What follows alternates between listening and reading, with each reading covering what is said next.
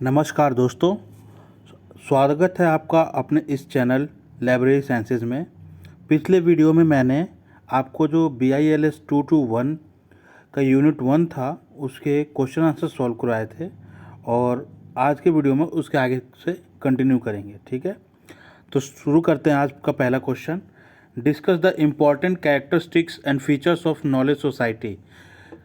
Knowledge society के characteristics और features को इसमें डिस्कस करना है। जैसा कि आपको पहले ही बता चुके हैं कि जो नॉलेज सोसाइटी है इसमें ज्ञानवर्धन से जुड़ी हुई चीज़ें होती हैं, जिसमें आपके मेमोरीज को से रिलेटेड होते हैं कि मेंटली आप कितने एक्टिव हैं, उन चीज़ों को इंक्लूड किया जाता है। जैसे कि नॉलेज जितना बेटर होगा आप सोसाइटी में उतने ही ज़्यादा सर्वाइव कर पाएंगे, उतना अच्छे से सोसाइटी को टैकल कर पाएंगे। ठीक है, तो नॉलेज क्या होता है? ज्ञान। ज्ञान क्या होता है? हमें पढ़ने से, अपने आसपास के अनुभव से मिलता है। ठीक है, तो उसी के बारे में हम लोग यहाँ पे उनके कुछ इम्पॉर्टेंट कैरेक्टरिस्टिक्स हैं जो डिस्कस करेंगे।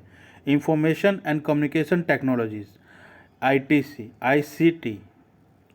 ठीक है, द ये जो है इसमें क्या है, इंफॉर्मेशन एंड कम्युनिकेशन टेक्नोलॉजी में क्या है कि हम लोग नॉलेज इकोनॉमी में, नॉलेज सोसाइटी में इसका बहुत ज़्यादा यूज़ करते हैं। जितने ज़्यादा आप टेक्नोलॉजिकली एडवांस्ड होंगे उतने ही ज़्यादा आप अपने सोसाइटी में सर्वाइव कर पाएंगे, ग्रोथ कर पाएंगे और ये आपकी सोसाइटी के लिए बेनिफिशियल होगा। ठीक है, आज जो हाईली डेवलप्ड इकोनॉमिक्स हैं वो क्या है कि नॉलेज बेस्ड सोसाइटीज़ है। वहाँ पर नॉलेज यानी कम्युनिकेशंस पे, इंफॉर्मेशंस पे, साइंस एंड टेक्नोलॉजी पे काफ़ी ज़्यादा काम हो रहा है। तो इससे क्या है, वो हाईली डेवलप्ड है। जैसे USA की इकोनॉमीज़ हो गई, इंडिया की इकोनॉमी में भी नॉलेज बेस्ड सोसाइटी, जो टर्शरी सेक्टर है जिसको नॉलेज बेस्ड सोसाइटी कहते हैं, वो काफ़ी ज़्यादा सिग्निफिकेंट रोल प्ले कर रहा है। अराउंड 52% के आसपास जो है टर्शरी सेक्टर का कंट्रीब्यूशन है इंडिया के GDP में। दूसरा पॉइंट है नॉलेज क्रिएशन एंड इनोवेशन। आप जितने ज़्यादा किसी चीज़ों को सीखेंगे उतने ही ज़्यादा आप लोग नई नई चीज़ों का आविष्कार करेंगे, डेवलपमेंट करेंगे, रिसर्च करेंगे। ठीक है, अगर कोई नया चीज़ आता है तो उसके लिए कंटिन्यूसली उसके बारे में स्टडी की जाती है, रिसर्च किया जाता है और तो वो रिज़ल्ट हमारे सामने होता है। ठीक है, फॉर एग्जांपल ले लीजिए, जैसे कि मोबाइल नेटवर्क से आज के टाइम में शुरू में क्या हुआ, 2G आया, फिर 3G आया, 4G, और आजकल क्या है 5G के सेक्टर्स में भी काम चल रहा है। रेलवेज़ ले लीजिए, वहाँ पे पहले स्पीड्स काफ़ी कम थी और आज की रेलवेज़ की स्पीड जो है, ट्रेन की स्पीड 160 किलोमीटर्स पर आवर्स के आसपास। तो क्या है, नॉलेज जितना ज़्यादा आपके पास होगा उतनी ज़्यादा ही आप इनोवेशन लाएंगे और जितना ज़्यादा इनोवेशन होगा उतनी ज़्यादा उनकी सोसाइटी डेवलप होगी। और ये नॉलेज हमें कहाँ से मिलेगा? बुक्स से मिलेगा, रिसोर्स पेपर्स से मिलेगा, जर्नल से मिलेगा। और ये सब कहाँ मिलेंगे हमें? ये सब हमें लाइब्रेरी से मिलेंगी। Education and life long learning. Education एक लाइफ लॉन्ग लर्निंग है। इसका मतलब ये है कि हम जिंदगी भर कुछ ना कुछ सीखते रहते हैं और जितना ज़्यादा हम लोग सीखेंगे उतने ज़्यादा हम लोग नए नए चेंजेस को अडॉप्ट कर पाएंगे और अपने लाइफ को और बेटर बना पाएंगे। ठीक है,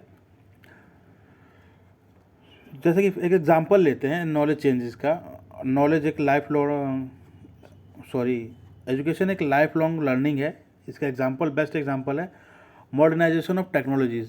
फॉर एग्जांपल आप ले लेते हैं कि पहले जो गवर्नमेंट ऑर्गेनाइजेशंस होते थे वहाँ पे क्या होता था कि मैनुअल वर्किंग्स होती थी, पेन एंड पेपर का यूज़, रजिस्टर्स का यूज़। तो क्या था, काफ़ी लेंदी और टाइम टेकिंग प्रोसेस हो जाता था। अब क्या है कि मॉडर्न एजुकेशन सिस्टम की वजह से या मॉडर्न टेक्नोलॉजीज़ की वजह से जो गवर्नमेंट ऑर्गेनाइजेशन है वहाँ पे कंप्यूटर्स, लैपटॉप्स और का यूज़ होने लगा है। तो वहाँ पे क्या है, स्किल्स काफ़ी ज़्यादा इम्प्रूव हो गई हैं और टाइम कंज्यूमिंग भी वर्क को प्रोसेस करने में काफ़ी ज़्यादा कम हो गया है। और ये एक तरह से ओपन सोर्स और ऑनलाइन सोर्स भी हो गया कि आप कभी भी चाहे किसी भी गवर्नमेंट सर्विस का आप जब चाहें घर बैठे भी एक्सेस कर पाते हैं। Global connectivity. ग्लोबल कनेक्टिविटी भी यही है कि knowledge society are not confined by the geographical boundaries. आज के समय में जो नॉलेज सोसाइटी वो पर्टिकुलर जियोग्राफिकल बाउंड्रीज में बंद करके नहीं रह गई हैं। आजकल जो है ग्लोबल कनेक्टिविटी और कोलैबोरेशन का टाइम है। अगर आपके पास कोई आइडिया है, इंफॉर्मेशन है, कोई नॉलेज है या कुछ शेयर करना चाहते हैं वर्ल्ड को, तो आपके पास ऑनलाइन प्लेटफॉर्म्स हैं और वहाँ से आप इजीली इनको शेयर कर सकते हैं। और किसी कंट्री से या किसी पर्सन से या किसी रिसर्च इंस्टीट्यूट से आपको कोई इन्फॉर्मेशन चाहिए तो आप वहाँ से इजीली ग्रैप्स कर सकते हैं उनको कॉन्टैक्ट करके। ठीक है, knowledge sharing and open access, जैसा कि ये कह रहा है knowledge sharing and open access. आज का जो वर्ल्ड है, जो करंट सिनारियो है, उसमें क्या है, एक ओपन स्पेस है ये, ठीक है। सारा कुछ इंटरनेट पे रखा हुआ है, आपको जो प्राप्त करना है, नॉलेज लेना है, आप इंटरनेशनली किसी ऑर्गेनाइजेशन से कनेक्ट कर सकते हैं और वहाँ से आप इंफॉर्मेशंस को कलेक्ट कर सकते हैं। आजकल डिजिटल रिसोर्सेज पे भी बहुत ज़्यादा फोकस किया जा रहा है, रिसोर्सेज को डिजिटाइज किया जा रहा है। तो क्या है कि ईजिली आप कभी भी कोई भी इंफॉर्मेशन चाहते हैं उसको ग्रैप्स कर सकते हैं online. Innovation ecosystem, innovation ecosystem, ecosystem जो हमारा आसपास का पर्यावरण है, जो हमारा वातावरण है, उसमें इनोवेशन पे काफ़ी ज़्यादा फोकस किया जा रहा है आजकल। इससे क्या हो रहा है कि काफ़ी ज़्यादा एंटरप्रेन्योरशिप्स आ गई हैं, क्रिएटिविटी आ गई है, जिस वजह से मार्केट में पेटेंट्स राइट्स, ट्रेडमार्क राइट्स भी बहुत ज़्यादा लोग करवा रहे हैं। और इसके लिए गवर्नमेंट ने कई सारे research hub, special economic zones, कई सारे स्टार्टअप स्कीम्स भी लॉन्च किए हैं, जहाँ पे पर्सनस अपने नॉलेज के बेस पे, अपने एक्सपीरियंस के बेस पे नए स्टार्टअप्स को कर सकते हैं, ठीक है। Economic shift toward the knowledge based economies, आजकल इकोनॉमी भी नॉलेज बेस्ड इकोनॉमीज होती जा रही हैं। जैसे हमारे इंडिया की इकोनॉमी की बात कर लें, इंडिया का इकोनॉमी क्या है, आज के टाइम में धीरे धीरे नॉलेज बेस्ड इकोनॉमीज पे शिफ्ट होते जा रहा है। जब पहले के टाइम में जो होता था, जब देश आज़ाद होता था, हमारी इकोनॉमी प्राइमरी इकोनॉमी थी, जो एग्रीकल्चरल बेस्ड थी, एग्रीगेरियन इकोनॉमिक्स थी, सिर्फ एग्रीकल्चर पे बेस्ड थी और उसका कंट्रीब्यूशन बहुत ज़्यादा था। आज क्या है, आज के टाइम में जब से मॉडर्नाइजेशन ऑफ इकोनॉमिक स्ट्रक्चर हुआ इंडिया का, लिबरलाइजेशन और प्राइवेटाइजेशन और ग्लोबलाइजेशन हुआ 1990 के आसपास में, जब हमारे मनमोहन सिंह जी वित्त मंत्री थे, तो उस टाइम में जो चेंजेस हुए हैं, तो उसकी वजह से क्या हुआ कि इकोनॉमिक्स में, हमारी इकोनॉमी में नॉलेज सेक्टर का बहुत ज़्यादा कंट्रीब्यूशन बढ़ने लगा। और आजकल जो आप देख रहे हैं कि जो नॉलेज सेक्टर जो है, नॉलेज बेस्ड इकोनॉमिक्स की सर्विसेज जो टर्शरी सेक्टर है, उसका लगभग 52% के आसपास जो है हमारा नॉलेज बेस्ड आता है, जिसको आईटी सेक्टर्स भी कहते हैं, जिसमें बड़ी बड़ी टेक जाइंट्स हैं, विप्रो है, इन्फोसिस है, ये नॉलेज पे काफ़ी वर्क कर रहे हैं। और इससे क्या है कि लाइफस्टाइल भी काफ़ी इम्प्रूव हुआ है, बहुत सारी चीज़ें टेक्नोलॉजिकली एडवांस्ड हो गई हैं। जो चीज़ें पहले मैनुअली होती थी, अब बाई मशीन्स या रोबोटिक्स के थ्रू हो रही हैं, चाहे वो हेल्थ केयर में इम्प्रूवमेंट्स क्यों ना हो, ठीक है। Critical thinking and problem solving, ये सबसे बड़ा इंपॉर्टेंट पॉइंट है नॉलेज बेस्ड इकोनॉमिक का या नॉलेज बेस्ड सोसाइटी का, ठीक है। आप जितने ज़्यादा एडवांस नॉलेज होगी आपके पास, जितने ज़्यादा आपकी लर्निंग्स अच्छी होंगी, जितना ज़्यादा आपका एक्सपीरियंस होगा, आप किसी प्रॉब्लम को उतने ही बेटरली टैकल कर पाएंगे और सिचुएशंस को मैनेज कर पाएंगे, ठीक है। और जितनी ज़्यादा आपकी अच्छी नॉलेज होगी, आप उतनी ज़्यादा किसी को इंडिपेंडेंटली और क्रिएटिवली सपोर्ट भी कर पाएंगे और एंकरेज भी कर पाएंगे और सोसाइटी को डाइवर्स भी कर पाएंगे, एक अच्छे लेवल पे लीड करेंगे। Cultural diversity and inclusivity, embracing the diversity and exclusivity is often a characteristic of the knowledge of the societies, and these environments benefits from the wide range of the perspectives and experiences। जो cultural diversity है और inclusivity है, उसको अगर हम लोग adopt करेंगे knowledge society में, तो हमारे इन्वायरमेंट्स को बहुत ज़्यादा बेनिफिट्स होगा और बहुत ज़्यादा अलग अलग एक्सपीरियंसेस प्राप्त होंगे, सोसाइटी को बहुत ज़्यादा बेनिफिट्स होगा। जैसे मान लीजिए कोई टेक्नोलॉजिकल एडवांसमेंट्स होती हैं, पहले क्या होता है कि मान लीजिए कोई प्रोडक्शन लाइन है, वहाँ पे मैनुअली काम होता है, तो वहाँ पे हो सकता है लेबर फोर्स ज़्यादा लगती हो और रिसोर्सेज का वेस्टेज ज़्यादा हो, ठीक है। अगर हमने कल्चरल डाइवर्सिटीज़ को एक्सेप्ट कर लिया, कोई चेंजेस हो रहे हैं उसको एक्सेप्ट कर लिया और सोसाइटी के लिए काम करेंगे, तो काफ़ी ज़्यादा बेनिफिशियल होता है। Policy emphasis on the knowledge management, आजकल क्या है कि गवर्नमेंट की जो पॉलिसीज़ आ रही हैं नॉलेज बेस्ड इकोनॉमीज़ पे, रिसर्च पे, आईपीआर पे, इंटेलेक्चुअल प्रॉपर्टी लॉज और राइट्स पे, रिसर्च फंडिंग्स पे काफ़ी ज़्यादा बढ़ गई हैं। गवर्नमेंट भी आजकल इन पे इन्वेस्टमेंट ज़्यादा कर रही है, बजट्स में प्रोविजनिंग ज़्यादा कर रही है। तो क्या हो रहा है कि जो नॉलेज का मैनेजमेंट है, नॉलेज बेस्ड सोसाइटी का डेवलपमेंट है, तो सोसाइटी को कहीं ना कहीं गवर्नमेंट को बेनिफिट्स देता है इकोनॉमिकली एडवांसमेंट्स लाने में और डेवलपमेंट्स लाने में, ठीक है। Environmental sustainability, awareness of the importance of the sustainable practices and impact the knowledge and technology on the environment, जो ये है एनवायरमेंटल सस्टेनेबिलिटी, एनवायरमेंट को सस्टेन करने में भी आजकल बहुत ज़्यादा रोल प्ले कर रहा है। कैसे, मान लीजिए कि पहले जो एग्रीकल्चर्स होता था हमारे कंट्री में, तो उसमें क्या होता था कि सीड क्रॉप्स की जगह हम लोग फर्टिलाइजर्स का बहुत ज़्यादा यूज़ करते थे, एक ही लैंड पे एक ही पैटर्न को फॉलो करते थे, तो उसका क्या होता था, जो रिसोर्सेज थे वो डिग्रेड हो जाते थे। मान लीजिए कोई फील्ड है, उस पर हम बार बार चावल की खेती कर रहे हैं या गेहूँ की खेती कर रहे हैं, तो जो न्यूट्रिशनल वैल्यूज़ होती थी सॉइल की वो घटती जाती थी। लेकिन जब एनवायरनमेंट के पर्पज़ से उसको स्टडी किया गया और नॉलेज कॉन्सेप्ट गेन किया गया, तो उसको रिसर्च किया गया, स्टडी किया गया, तो पता लगाया गया कि क्रॉप साइकिल को फॉलो करेंगे हम लोग तो हमारे सॉइल की जो है नाइट्रोजन की वैल्यू लेवल मेंटेन रहेगी और इससे हमारे इन्वायरमेंट को बहुत ज़्यादा बेनिफिट होगा और केमिकल्स का हम बहुत कम से कम इस्तेमाल करेंगे और इसमें नाइट्रोजन साइकिल चलता रहेगा। Ethical and moral consideration, discussion and consideration around the ethical use of the knowledge, privacy and societal impact of the technology are crucial in the knowledge society. जो एथिकल और मोरल कंसिडरेशन पे भी हमें ध्यान पड़ेगा। जो नॉलेज सोसाइटी है उसको ऐसे यूज़ किया जाए कि जो लोगों की प्राइवेसी भी मेंटेन रहे और उसको सोसाइटल इम्पैक्ट भी टेक्नोलॉजी का बहुत ज़्यादा ना पड़े। टेक्नोलॉजिकली अडॉप्ट करना सही है, टेक्नोलॉजी को अडॉप्ट कर सकते हैं हम, लेकिन कोई ऐसा ना हो कि उस टेक्नोलॉजी को अडॉप्ट करें और सोसाइटी पे काफ़ी ज़्यादा बैड इंप्रेशंस करें। फॉर एग्जांपल मान लीजिए कि जो पेस्टिसाइड्स वगैरह, पेस्टिसाइड्स है, केमिकल्स हैं, केमिकल फर्टिलाइजर्स हैं, अगर इसको बहुत ज़्यादा एक्सेस यूज़ करेंगे तो हमारे सॉइल को भी ख़राब कर सकता है। तो क्या है कि नॉलेज को एक बैलेंस्ड करके उसको रिसर्च करके ही इम्प्लीमेंट किया जाना चाहिए। तो इसके सारे पॉइंट्स थे जो हमने डिस्कस कर लिए। Explain the different kind of knowledge importance in the knowledge based economy. Knowledge based economy में जो different kinds of the knowledge है उसके बारे में डिस्कस करना है आपको, ठीक है। तो नॉलेज बेस्ड इकोनॉमी में बहुत सारे टाइप की इकोनॉमिक की इम्पोर्टेंस है जो नॉलेज प्ले करता है। ये हमारे इनोवेशन में हेल्प करता है, सोसाइटी के डेवलपमेंट में हेल्प करता है, प्रोग्रेस में हेल्प करता है, पीपल्स के लाइफ्स को ईजी एंड बेटर बनाने में हेल्प करता है।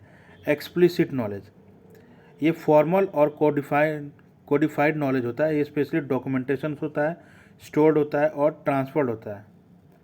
ये टेक्स्ट बुक, मैनुअल्स, डेटाबेस, ये मतलब बेसिकली हम कह सकते हैं written knowledge record of information होता है और इसकी एक्सेसिबिलिटी ईजी हो सके, शेयर हो सके, इसमें लाइब्रेरी बहुत ज़्यादा इंपॉर्टेंट रोल प्ले करती है। कोई गवर्नमेंट के मैनुअल्स हैं, कोई ऑर्डर्स हैं, कोई डेटाबेस हैं, तो उसको हम एक्सेस करने के लिए लाइब्रेरी में विजिट करते हैं। किसी गवर्नमेंट की जो डिजिटल डेटाबेस है, जो वेबसाइट्स होगी उस पर्टिकुलर डिपार्टमेंट की, वहाँ पे विजिट करते हैं वेब पेजेस को और वहाँ से नॉलेज गेन करके इसको हम लोग अपने वर्क में यूज़ करते हैं, जिससे क्या होता है हमारे को इनोवेशंस में, रिसर्च में और कई नई क्रिएशंस में हेल्प मिलता है। अगर कोई ऐसी पॉलिसी आ रही है गवर्नमेंट की जो सपोर्टिव है तो क्या करेंगे, हम उसी तरफ मूव करेंगे और उसको गेन करें।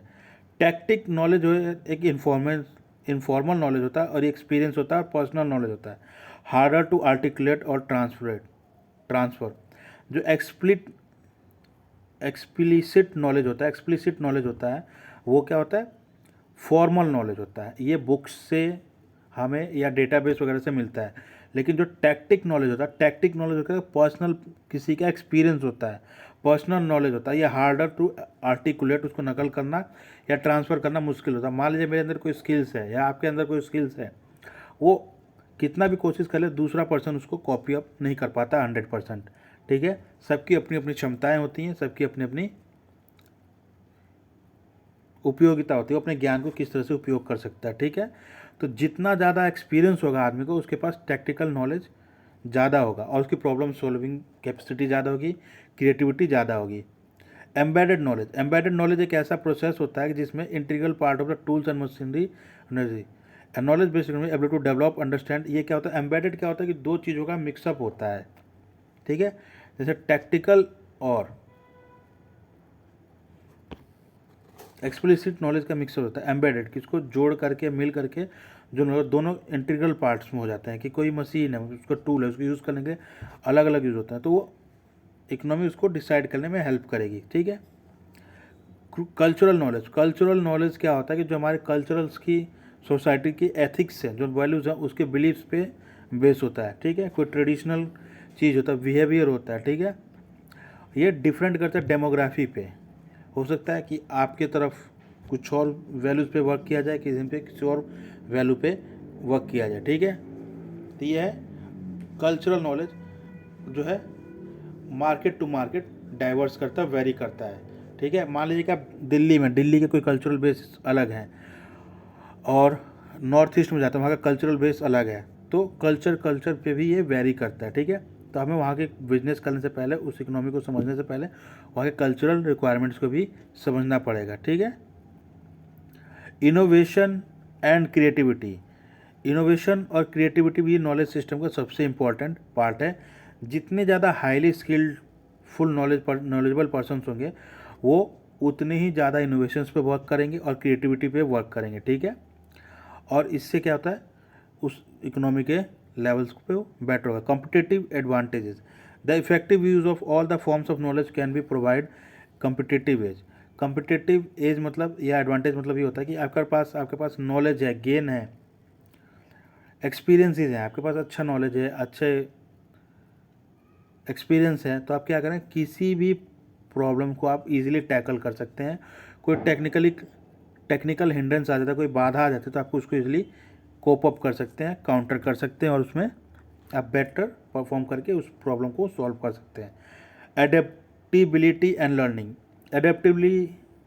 एडेप्टिबिलिटी और लर्निंग एक इम्पॉर्टेंट प्रोसेस है किसका, नॉलेज बेस्ड इकोनॉमी का, नॉलेज सोसाइटी का, नॉलेजेबल सोसाइटी का। कैसे, अगर आप एक नॉलेजेबल पर्सन होता है तो क्या करता है कि अपने को हमेशा कोई चीज़ सीखने की कोशिश करता है और कंटिन्यूसली उसको अडॉप्ट करता रहता है, ताकि उसके नॉलेज प्रोसेस में कोई बाधा ना आए और ग्रोथ में भी कोई बाधा ना आए।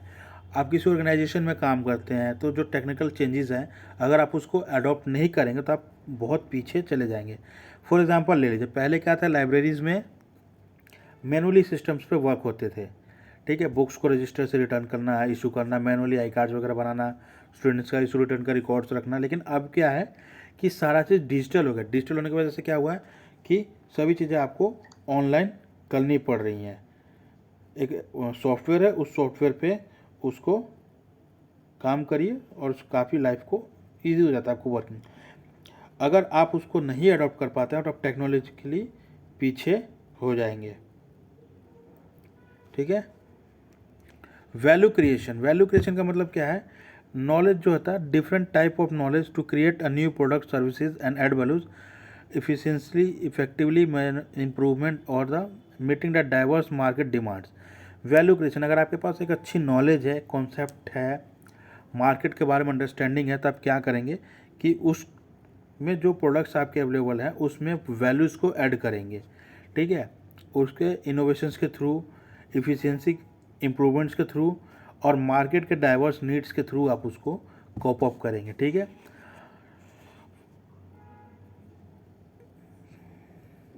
The knowledge based economy, the ability of effectively harness, manage and leverage these types of the knowledge the fundamentals of individual organisation and societal success.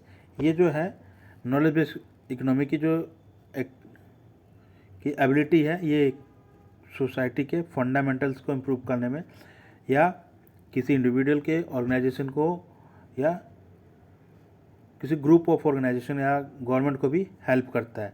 जितनी ज़्यादा अच्छी नॉलेज होगी आपको उसके बारे में, आप उतनी ज़्यादा उन वैल्यूज़ को कंट्रीब्यूट कर पाएंगे या किसी प्रॉब्लम को कोप अप कर पाएंगे। अब तीसरा क्वेश्चन देख लेते हैं, explain what is meant by the term knowledge based economy and discuss some of the important indicators to help to measure the knowledge based economy. Knowledge based economy is an economy where the generation and exploitation of the knowledge plays a predominant part in the creation of wealth. कहने का मतलब है जो knowledge based economy है उस economy में जो knowledge है बहुत सिग्निफिकेंट रोल प्ले करता है क्रिएशन ऑफ वेल्थ में। ठीक है, इकोनॉमी के ग्रोथ में, जो क्रिएशन ऑफ वेल्थ है यहाँ पे इकोनॉमी के ग्रोथ को करा है। In this type of economy the production and the services sectors have highly reliant on the intellectual capabilities and innovative activities and higher level of the skills. जो इस type की इकोनॉमिक्स होती हैं वहाँ पे जो सर्विसेज होती हैं और प्रोडक्शन जो होता है, इंटेलेक्चुअल कैपेबिलिटीज़ किसी व्यक्ति के विशेष क्षमताओं पे, इनोवेटिव एक्टिविटीज़ पे जो वहाँ पे होती है, इनोवेटिव एक्टिविटीज़ किसी प्रकार के डेवलपमेंट हो गए, रिसर्च हो गए और उनके स्किल्स पे निर्भर करता है। किसी सोलली जैसे कि किसी rarely solely on the traditional economic inputs like natural resources और the manual labour. Manual labours के विपरीत होती हैं। मैनुअल लेबर्स में क्या होता है, फिजिकली एम्फेसिस होता है, पावर पे होता है, बंदे के वर्क फोर्स पे होता है। लेकिन यहाँ क्या, जितना ज़्यादा नॉलेज बेस्ड होगा उतनी ज़्यादा उसकी नॉलेज की एप्लीकेशन होगी और उतनी ज़्यादा वहाँ पे डेवलपमेंट होगा, ठीक है, और उतनी ज़्यादा सोसाइटी की ग्रोथ होगी। Research and development expenditure, research and development expenditure भी काफ़ी ज़्यादा रोल प्ले करता है इकोनॉमिक के डेवलपमेंट एंड ग्रोथ में, ठीक है। अब गवर्नमेंट का जितना से मैक्सिमम अगर एक्सपेंडिचर रिसर्च एंड डेवलपमेंट पर होगा तो उसको क्या होगा, उस देश की इकोनॉमी उतनी ज़्यादा हाईली एडवांस्ड होगी, ठीक है। क्योंकि जितना पैसा आप किसी एजुकेशन पे खर्च करते हैं उतना ही उसका रिजल्ट मिलता है। Educational attainment includes indicators such as literacy rate, enrollments in the higher education, number of graduates in the field of science, technology, engineering, mathematics, and well-educated skilled workforce for the economic knowledge-based economy. Educational attainment, educational institutions के enrolments वगैरह को भी इसमें देखा जाता है कि क्या लिटरेसी रेट है, क्या enrolment in the higher education है, फील्ड ऑफ एजुकेशन साइंस में जो है, साइंस और टेक्नोलॉजी में कितने ज़्यादा एनरोलमेंट्स हैं, क्या ग्रेजुएट्स हैं, कितने रिसर्च हो रहे हैं, इन सब का भी काफ़ी ज़्यादा रोल है इकोनॉमिक ग्रोथ में, नॉलेज बेस्ड सोसाइटी में। जिस कंट्री की लिटरेसी रेट ज़्यादा होगी वहाँ पे ग्रोथ अच्छा होगा। एनरोलमेंट इन हायर एजुकेशन का मतलब है कि जितने ज़्यादा वहाँ पे ग्रेजुएट्स होंगे, क्वालिफाइड एजुकेशन होगा, उतनी ज़्यादा उनकी अच्छी ग्रोथ होगी, ठीक है। जैसे इंडिया का लिटरेसी रेट अभी लगभग 73% के आसपास है। हायर एजुकेशन में एनरोलमेंट कम है इंडिया में भी। और number of graduates in the field of science and technology, research and mathematics, stem इसको बोलते हैं, साइंस, टी से टेक्नोलॉजी, ई से इंजीनियरिंग एंड एम से मैथमेटिक्स, उतनी ज़्यादा वो ग्रोथ होगी। मतलब साइंस के फील्ड में अगर एनरोलमेंट ज़्यादा है तो जाहिर सी बात है कि उस कंट्री की ग्रोथ ज़्यादा होगी, क्योंकि रिसर्च का काम जो होता है, नए नए इनोवेशंस का जो काम होता है, साइंस के सेक्टर में होता है। बाकी जो कॉमर्स वगैरह है वहाँ पे क्या होता है, बेसिक सेट ऑफ प्रिंसिपल और रूल्स को फॉलो करते हैं, ठीक है। Information and communication technology infrastructure, information technology का जो इंफ्रास्ट्रक्चर है वो भी काफ़ी ज़्यादा रोल प्ले करता है। अगर किसी कंट्री में अच्छे इंफ्रास्ट्रक्चर्स हैं आईटी सेक्टर के तो वहाँ पर डेवलपमेंट्स अच्छे होंगे, क्योंकि रिसोर्सेज का शेयरिंग बहुत ज़्यादा अच्छे से होगा। वहाँ की वर्क फोर्स भी काफ़ी स्किल्ड होगी और बहुत रूट लेवल तक उनका पेनिट्रेशन होगा, तो वो इकोनॉमी के ग्रोथ में काफ़ी ज़्यादा हेल्प करती है। इनोवेशन एंड पेटेंट एक्टिविटी, जिस कंट्री में जितने ज़्यादा स्किलफुल पर्सन्स होंगे वहाँ पे इनोवेशंस उतने ज़्यादा होंगी। इनोवेशंस ज़्यादा होगी, इनोवेशंस का मतलब कुछ नया डेवलपमेंट। जब नया डेवलपमेंट होगा तो उसको पेटेंट राइट्स लेंगे। पेटेंट राइट एक स्पेशल राइट होता है जो आपके प्रोडक्ट को, अगर आपने खुद डेवलप किया है, उससे पहले वैसा प्रोडक्ट नहीं बना है, तो आपके स्पेशल राइट्स हो जाते हैं कि वो आपके बिना परमिशन के कोई बंदा उसको यूज़ नहीं कर पाएगा। तो जितने ज़्यादा उस पर आपके पेटेंट राइट्स होंगे, जिस कंट्री में जितने ज़्यादा इनोवेशंस होंगे, तो कंट्री को माना जाएगा वो काफ़ी ज़्यादा नॉलेज बेस्ड इकोनॉमिक्स की तरफ ट्रांसफर हो रही। Productivity and quality of labour, productivity and quality of labours, कहने का मतलब ये है कि productivity of the work force and its ability to create value through the knowledge and skills, continuous learning and upskilling contribute to this indicator. Productivity and quality level कह रहा है कि जितनी ज़्यादा अच्छी प्रोडक्टिविटी होगी, लेबर की एबिलिटी होगी किसी चीज़ को अडॉप्ट करने की या स्किल्स को लर्न करने की, उतनी ज़्यादा उसकी अच्छी प्रोडक्टिविटी होगी। वो कंटिन्यूसली स्किल्स को लर्न करेगा, अपस्किलिंग होगी और ये इंडिकेटर उसको ग्रोथ करने में हेल्प करेगा। Entrepreneurship and startup activity, entrepreneurship का मतलब है किसी नया चीज़ को स्टार्ट करना, ठीक है, और स्टार्टअप एक्टिविटी। एंटरप्रेन्योरशिप और स्टार्टअप में डिफरेंस क्या है?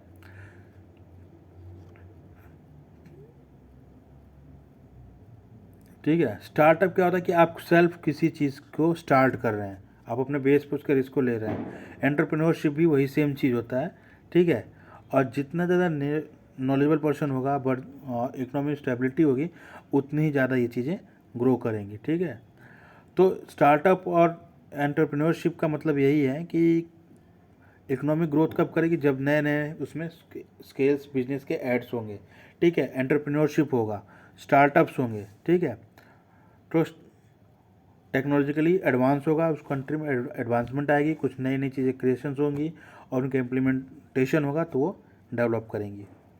Global connectivity and collaboration, global connectivity and collaboration भी काफ़ी ज़्यादा रोल प्ले करता है। ग्लोबल कनेक्टिविटी और कोलैबोरेशन का मतलब ये है कि आप ट्रेड्स के थ्रू, इन्वेस्टमेंट के through, participation in international workshops में कैसे आप अपना नॉलेज को एक्सचेंज कर रहे हैं। अगर ग्लोबली आप किसी चीज़ को अडॉप्ट कर रहे हैं, वहाँ से नॉलेज शेयरिंग कर रहे हैं, तो जनरली है कि जनरली आपका माना जाएगा कि टेक्नोलॉजिकली आप काफ़ी एडवांस्ड हैं और प्रॉब्लम्स को टैकल अप कर सकते हैं।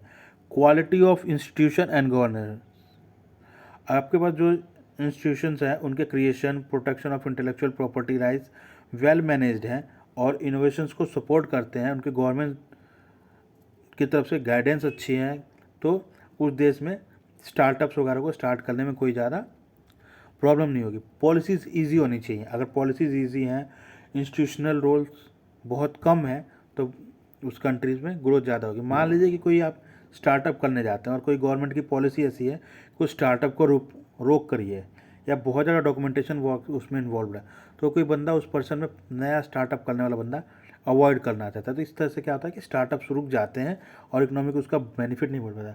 इसलिए जब नई गवर्नमेंट सब आ रही हैं तो क्या करती हैं, पेपर वर्क्स को, डॉक्यूमेंटेशन वर्क्स को बहुत कम कर रही हैं और सिंगल विंडो ऑपरेशन, जो कंप्यूटर पे ऑनलाइन उनके पोर्टल्स हैं वहाँ पर अप्लाई किए और इजीली अप्रूवल्स दे रही हैं, ताकि इकोनॉमी की ग्रोथ में वो काफ़ी हेल्पफुल रहें। इकोनॉमिक परफॉर्मेंस, इकोनॉमिक परफॉर्मेंस में यही है कि जीडीपी में क्या रोल है, वहाँ पे प्रोडक्शन फैक्टर्स क्या हैं, ठीक है।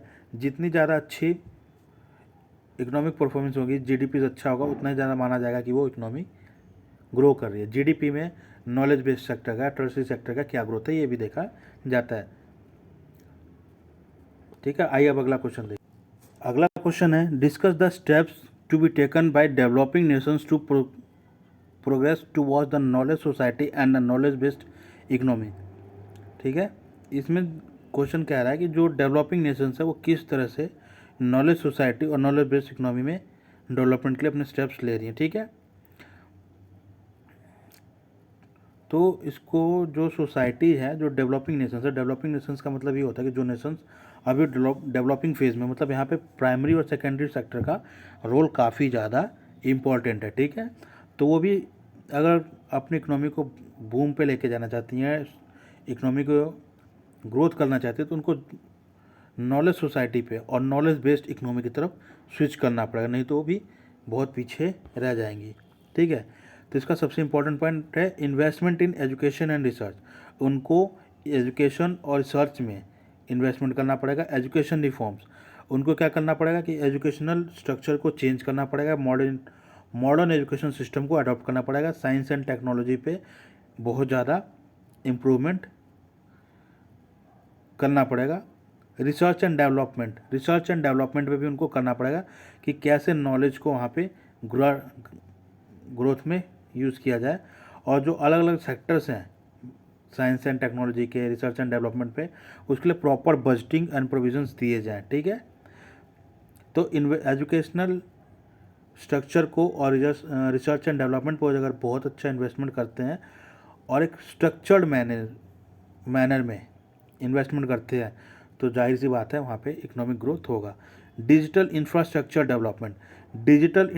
डेवलपमेंट भी उनको करना पड़ेगा, जिसमें साइंस एंड टेक्नोलॉजी को अडॉप्ट करना पड़ेगा।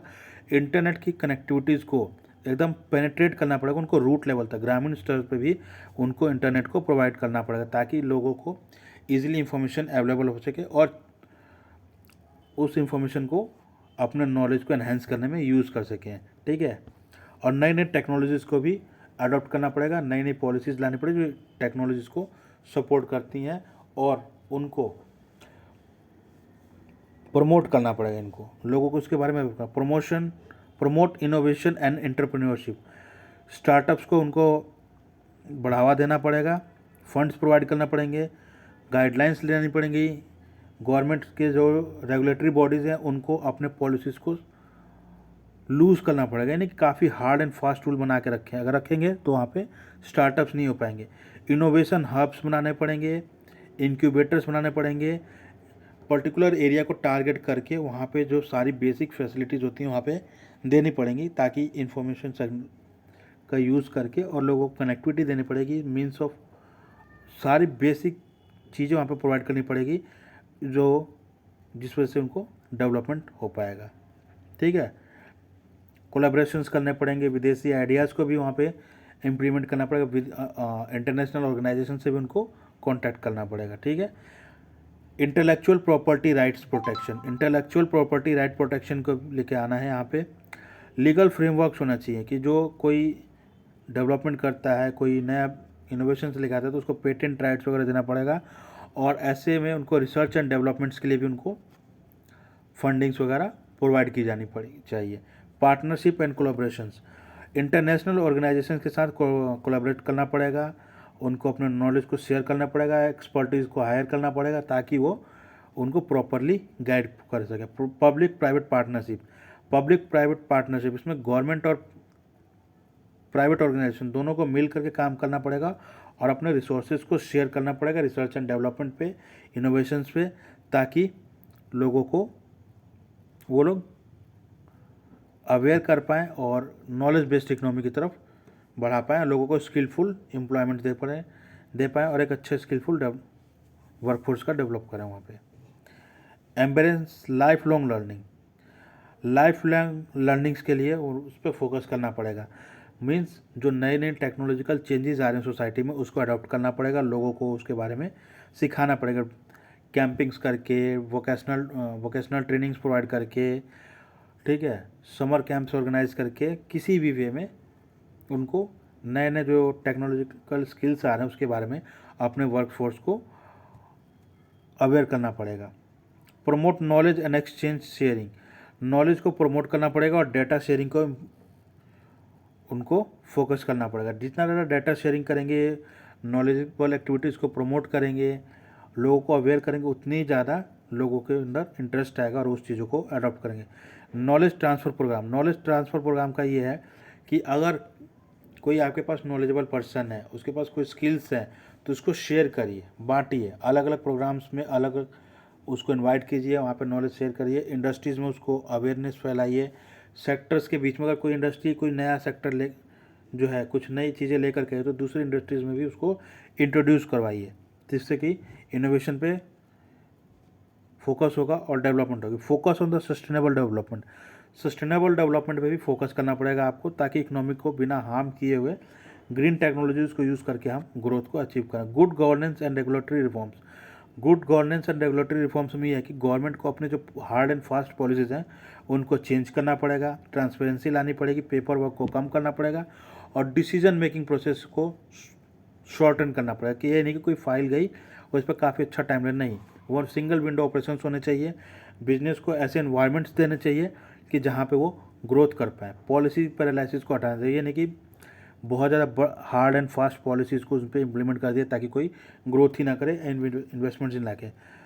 Cultural change and awareness, cultural changes को भी प्रायोरिटाइज करना पड़ेगा और उसको अवेयरनेस को भी प्रमोट करना पड़ेगा, ताकि उस कंट्री को जो वर्कफोर्स है उनको अवेयर किया जा सके। कोई सोशल हिंड्रेंसेस है तो उसको भी दूर करने की कोशिश की जानी चाहिए। ठीक है, अगर ये स्टेप्स हम फॉलो करेंगे तो इकोनॉमी में नॉलेज को भी बढ़ावा मिलेगा और इकोनॉमी जो है नॉलेज बेस्ड इकोनॉमी की तरफ भी शिफ्ट होगी। ठीक है, तो चलिए इसी के साथ हम इस वीडियो को समाप्त करते हैं। मेरी तरफ से ये पूरा BILS 221 का पहला यूनिट के क्वेश्चन आंसर फॉर्म में कंप्लीट हो गया। अगर आपको कोई डाउट है तो वीडियो के एंड में जो कमेंट बॉक्स है वहाँ पे कमेंट कर दीजिए। प्लीज़ चैनल को लाइक और सब्सक्राइब जरूर करिएगा। हो सकता है कि शुरुआत में रेगुलर वीडियोस ना आए, लेकिन फिर भी यह है कि आपको कोशिश रहेगी कि इग्नू के एग्ज़ाम से पहले सारे टॉपिक्स कंप्लीट कर दिया जाए। धन्यवाद।